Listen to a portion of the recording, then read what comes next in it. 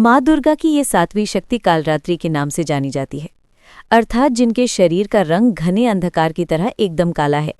नाम से ही जाहिर है कि इनका रूप भयानक है। सिर के बाल बिखरे हुए हैं और गले में विद्युत की तरह चमकने वाली माला है। अंधकार में स्थितियों का विनाश करने वाली शक्ति है कालरात्रि।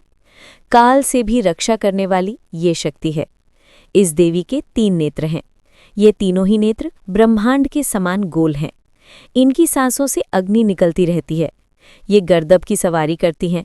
ऊपर उठे हुए दाहिने हाथ की वर मुद्रा भक्तों को वर देती है। दाहिनी ही तरफ का नीचे वाला हाथ अभय मुद्रा में है, यानी भक्तों हमेशा निडर निर्भय रहो।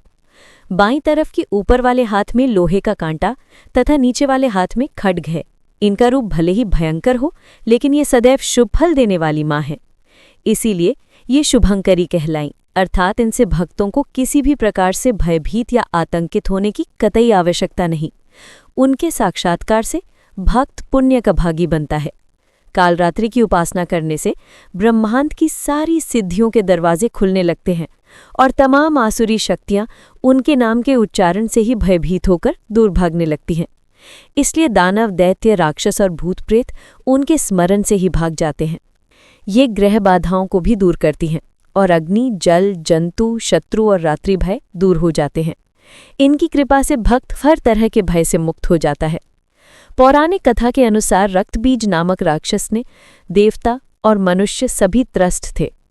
रक्तबीज राक्षस की विशेषता ये थी कि जैसे ही उसके रक्त की बूंद धरती पर गिरती तो उसके जैसा एक और राक्षस पैदा हो जाता था। इस राक्षस से परेशान होकर समस्या का हल जानने सभी देवता भगवान शिव के पास पहुंचे। भगवान शिव को पता था कि इसका वध अंत में देव पार्वती ही करेंगी। भगवान शिव ने माता से अनुरोध किया। इसके बाद माँ पार्वती ने सवै शक्ति व तेज से माँ कालरात्रि को उत्पन्न किया। इसके बाद जब माँ में दैत्य रक्त बीज का अंत किया और उसके शरीर से निकलने वाले रक्त को माँ कालरात्रि ने जमीन पर गिरने से पहले ही अपने मुख में भर लिया। इस रूप में माँ पार्वती कालरात्रि कहलाईं।